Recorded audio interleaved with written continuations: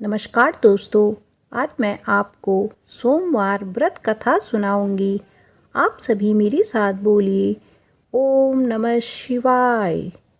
किसी नगर में एक धनी व्यापारी रहता था। दूर दूर तक उसका व्यापार फैला हुआ था। नगर के सभी लोग उस व्यापारी का सम्मान करते थे। इतना सब कुछ संपन्न होने के बाद भी वह व्यापारी बहुत दुखी था, क्योंकि उसका कोई पुत्र नहीं था, जिस कारण अपने मृत्यु के पश्चात व्यापार के उत्तराधिकारी की चिंता उसे हमेशा सताती रहती थी। पुत्र प्राप्ति की इच्छा से व्यापारी प्रत्येक सोमवार भगवान शिव की व्रत पूजा किया करता था और शाम के समय शिव मंदिर में जाकर शिवजी के सामने घी का दीपक जलाया करता था। उसकी भक्ति देखकर माँ पार्वती प्रसन्न हो गई और भगवान शिव से उस व्यापारी की मनोकामना पूर्ण करने का निवेदन किया। भगवान शिव बोले, इस संसार में सबको उसके कर्म के अनुसार फल प्राप्त होती है।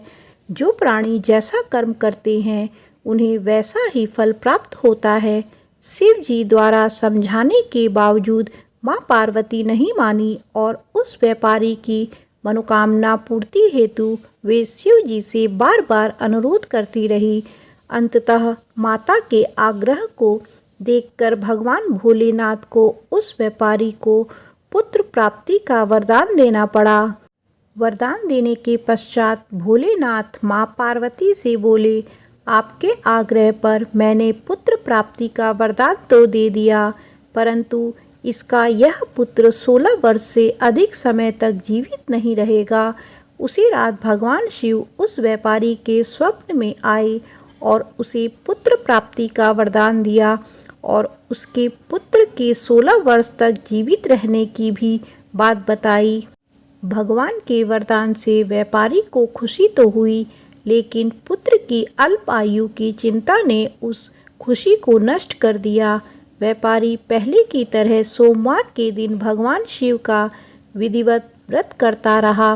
कुछ महीने के बाद उसके घर एक अति सुंदर बालक ने जन्म लिया और घर में खुशियां ही खुशियां भर गई। बहुत धूमधाम से पुत्र जन्म का समारोह मनाया गया, परंतु व्यापारी को पुत्र जन्म की अधिक खुशी नहीं हुई, क्योंकि उसे पुत्र की अल्प आयु के रहस्य का पता था। जब पुत्र 12 वर्ष का हुआ तो व्यापारी ने उसे उसके मामा के साथ पढ़ने के लिए वाराणसी भेज दिया। लड़का अपने मामा के साथ शिक्षा प्राप्त हेतु चल दिया। रास्ते में जहाँ भी मामा भांजे विश्राम हेतु रुकते, वहीं यज्ञ करते और ब्राह्मणों को भोजन कराते। लंबी यात्रा के बाद मामा भांजे एक नगर में पहुँची। उस दिन नगर के राजा की कन्या का विवाह था, जिस कारण पूरे राज्य को सजाया गया था। निश्चित समय पर बारात आ गई, लेकिन वर का पिता अपने बेटे के एक आंख के काने होने के कारण बहुत चिंतित था। उसे भय था कि इस बात का पता चलने पर कहीं राजा विवाह से इनकार ना कर दे, इससे उसकी बड़ी बदनामी होगी। जब वर के पिता ने व्यापारी के पुत्र को देखा तो उसके मस्तिष्क में एक विचार आया। उसने सोचा, क्यों ना इस लड़के को दूल्हा बनाकर राजकुमारी से विवाह करा दूं। विवाह के बाद इसको धन देकर विदा कर दूंगा और राजकुमारी को अपने नगर ले जाऊंगा। वर के पिता ने लड़के के मामा से इस संबंध में बात की। मामा ने धन मिलने के लालच में वर के पिता की बात स्वीकार कर ली। लड़के को दूल्हे का वस्त्र पहनाकर राजकुमारी से विवाह कर दिया गया। राजा ने बहुत सारा धन देकर राजकुमारी को विदा किया। शादी के बाद लड़का जब राजकुमारी के साथ लौट रहा था तो वह सच नहीं छुपा सका और उसने राजकुमारी के ओढ़नी पर लिख दिया, राजकुमारी तुम्हारा विवाह मेरे साथ हुआ था। मैं तो वाराणसी पढ़ने के लिए जा रहा हूँ और अब तुम्हें जिस नवयुवक की पत्नी बनना पड़ेगा वह कान्हा है। जब राजकुमारी ने अपनी ओढ़नी पर लिखा हुआ पढ़ा तो उसने काने लड़के के साथ जाने से इनकार कर दिया। राजा को जब यह सब बातें पता लगी तो उसने राजकुमारी को महल में ही रखा। उधर लड़का अपने मामा के साथ वाराणसी पहुंच गया और गुरुकुल में पढ़ना शुरू कर दिया। जब उसकी आयु 16 वर्ष की हुई तो उसने यज्ञ किया। यज्ञ के समाप्ति पर ब्राह्मणों को भोजन कराया और खूब अन्य वस्त्र दान किए।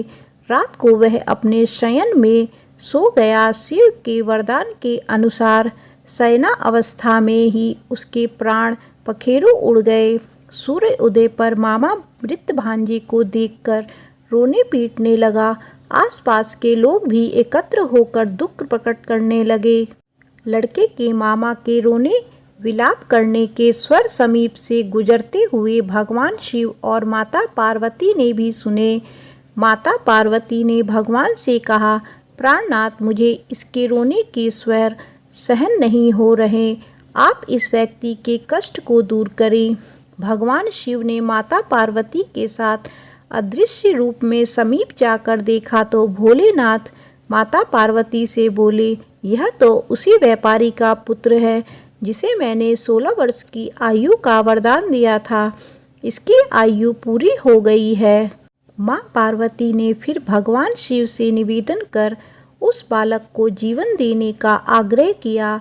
माता पार्वती के आग्रह पर भगवान शिव ने उस लड़के को जीवित होने का वरदान दिया और कुछ ही पल में वह जीवित हो उठा। शिक्षा समाप्त करके लड़का मामा के साथ अपने नगर की ओर चल दिया। दोनों चलते हुए उसी नगर में पहुँचे जहाँ उसका विवाह हुआ था। उस नगर में भी यज्ञ का आयोजन किया। समीप से गुजरते हुए नगर के राजा ने यज्ञ का आयोजन देखा और उसने तुरंत ही लड़के और उसके मामा को पहचान लिया।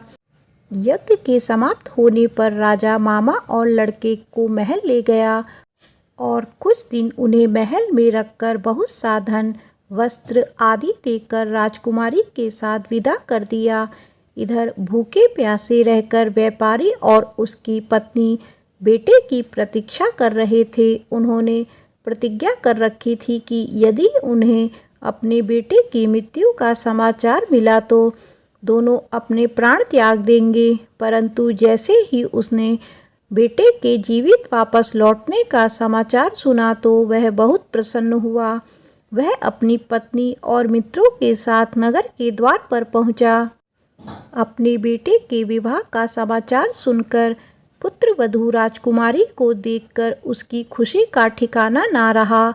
उसी रात भगवान शिव ने व्यापारी के स्वप्न में आकर कहा, हे श्रेष्ठी, मैंने तेरे सोमवार के व्रत करने और व्रत कथा सुनने से प्रसन्न होकर तेरे पुत्र की लंबी आयु प्रदान की है। पुत्र की लंबी आयु जानकर व्यापारी बहुत प्रसन्न हुआ। शिव भक्त होने तथा सोमवार का व्रत करने से व्यापारी की सभी मनोकामनाएं पूर्ण हुई। इसी प्रकार जो भक्त सोमवार का विधिवत व्रत करते हैं और व्रत कथा सुनते हैं, उनकी सभी इच्छाएं पूरी होती है। भगवान शिव की सोमवार की व्रत कथा समाप्त होती है। आप सभी मेरे साथ बोलिए, ओम नमः शिवाय।